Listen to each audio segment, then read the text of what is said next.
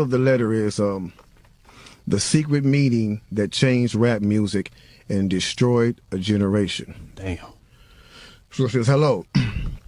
After more than 20 years, I finally decided to tell the world what I witnessed in 1991, which I believe was one of the biggest turning points in popular music and ultimately American society. I have struggled for a long time weighing the pros and cons of making my story public, as I was reluctant to implicate the individuals who were present that day. So I've simply decided to leave out the names and all the details that may risk my personal well-being and that of those who were, like me, dragged into something they weren't ready for. Damn. Hold on, let me So we gonna tell the story. We gonna tell the story. We ain't scared. You know what I'm saying? What they gonna do? They after us, not just playing. Look, that black van. So look, so he says, between the late 80s and early 90s, I was what you may call a decision maker with one of the more established companies in the music industry. I came to Europe in the early 80s and quickly established myself in the business. The industry was different back then, since technology and media weren't accessible to people like that, like they are today. The industry had more control over the public and had the means to influence them any way it wanted. Right. This may explain why in early 1991, I was invited to attend a closed-door meeting with a small group of business insiders to discuss rap music's new direction. Rap music's new direction. Yeah. Little did I know we would be asked to participate in one of the most unethical and destructive business practices ever seen. Crazy. So this was the meeting. The meeting was held at a private residence on the outskirts of Los Angeles. I remember about 25 to 30 people were being there. Right. Most of them familiar faces. Speaking of those I knew, we joked about the theme of the meeting, as many of us did not care for rap and failed to see the purpose of being invited to a private meeting to discuss the future of hip-hop. Talk to him. Among the attendees was a small group of unfamiliar faces who stayed to themselves and made no attempt to socialize beyond their circle. Based on their behavior and formal appearances, they didn't seem to be from our industry. Our casual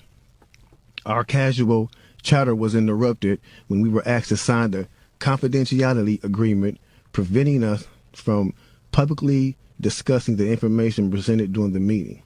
Needless to say, this intrigued, in some cases, disturbed many of us. The agreement was only a page long, but very clear on matters and consequences, which stated that violating the terms would result in job termination immediately. We asked several people what this meeting was about and the reason for such secrecy, but could not find anyone who had the answers for us. A few people refused to sign and walked out. Nobody stopped them. I was tempted to follow, but curiosity got the best of me. That's right. A man who was part of the unfamiliar group collected all the agreements from us. So now it's going to get to the good part because the meeting about to start. Talk to him, Jake. It says, quickly after the meeting began, hold on one second. Get your popcorn, y'all. Popcorn, get your pistol. No, for real though. Quickly after this meeting began, one of the industry colleagues, who shall remain nameless like everybody else, thanked us for attending. He then gave the floor to a man who only introduced himself by first name and gave no other details about his personal background. I think he was the owner of the residence, but that was never confirmed. He briefly praised all of us for the success we had achieved in our industries and congratulated us for being selected as part of this small group of decision makers. At this point, I began to feel slightly uncomfortable in the strangeness of this gathering. The subject quickly changed as the speaker went on to tell us that the respective companies we represented had invested in a very profitable industry, which could become even more rewarding with our active involvement. Damn. He explained that the companies we worked for had invested millions into the building of privately owned prisons, and that our positions of influence in the music industry would actually impact the profitability of these investments. Then he says, I remember many of us in the group immediately looking at each other in awe and confusion. At the same time, I didn't know what a private prison was, but I wasn't the only one. Sure enough, someone asked what these prisons were and what any of this had to do with music. We were told that these prisons were built by privately owned companies who received funding from the government based on the number of inmates. Mm-hmm. The more inmates, the more the government would pay these prisons. Mm-hmm. It was also made clear to us that since these prisons are privately owned, as they become publicly traded, we'd be able to buy shares. Most of us were taken back by this. Again, a couple of people asked what this had to do with us. At this point, my industry colleague who had first opened the meeting took the floor again and answered our questions. He told us that since our employees had become silent investors in this prison business, it was now in their interest to make sure that these prisons remain filled. Our job would be to help make this happen by making music which promote criminal behavior, rap being the music of choice.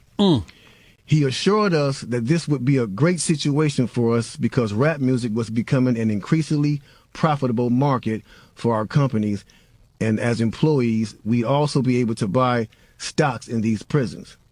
Immediately, silence came over the room. You could have heard a pin drop. I remember looking around to make sure I wasn't dreaming and saw half of the people with dropped jaws. My daze was interrupted when someone shouted, "Is this a fucking joke?" At this point, things became chaotic. Right. Two of the men who were part of the unfamiliar group grabbed the man who shouted and attempted to remove him from the house. A few of us, myself included, tried to intervene.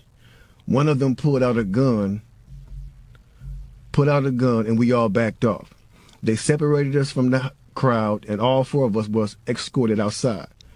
My industry colleague who opened up the meeting earlier hurried out to meet us and reminded us that we had signed an agreement and would suffer the consequences of speaking out about this publicly, or even those who attended the meeting. Damn. I asked him, why was he involved with something so corrupt?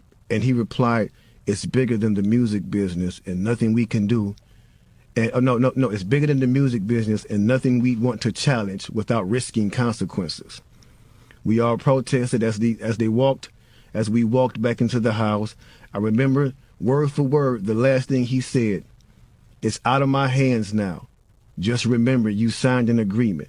He then closed the door behind him. The men rushed us to our car and actually waited until we drove off the property. Damn. So this meeting, bro. Now that's a lot for a meeting right there. Oh yeah, definitely. You know, and this person later on, he said, you know, this person actually ended up leaving the music industry after this happened. Well, a few years after this, he ended up leaving the music industry. Okay. And he said he just, like, you know, over the years he just felt guilty because he said as he sat back and he watched these plans come to a reality Over 2 decades. he sat back and was like, wow, they really pulled it off. Yeah. They really pulled this off. He was like, they were told not to sign any more political rappers, any more rappers that had messages in their No music. positivity. It was all to be gangster rap music that they promoted and put out. So if you wonder where And this Brand was Nubians before went, us. if you wonder where Brand Nubians went, where Poor Righteous Teachers went, where Public Enemy went, where KRS-One went, and all sorts of groups like that was talking, Yeah. even Queen Latifah and Moni Love and those, you know Everybody. what I'm saying? It's a back door. Yeah, anything that was harmless, fun rap, you know, anything that had a message in it had to go. Yeah, that's You know why what I'm if you saying? even notice though, not And we even, talk about that all the time. even be brief with it, you know what I'm saying? Those charms that came out like maybe in 1988, 89, the African charms, those they lasted for about 2 years and they disappeared real quick. You know what I'm saying? Yeah, definitely, Quickly. definitely. Now, after reading all this, you know, it actually made me feel a few different ways. The first emotion I felt was shocked, because I was definitely taken back by this, just knowing the level of evil that's involved by even thinking of a plan like this. You know what I'm Right. saying? The second emotion I felt was anger.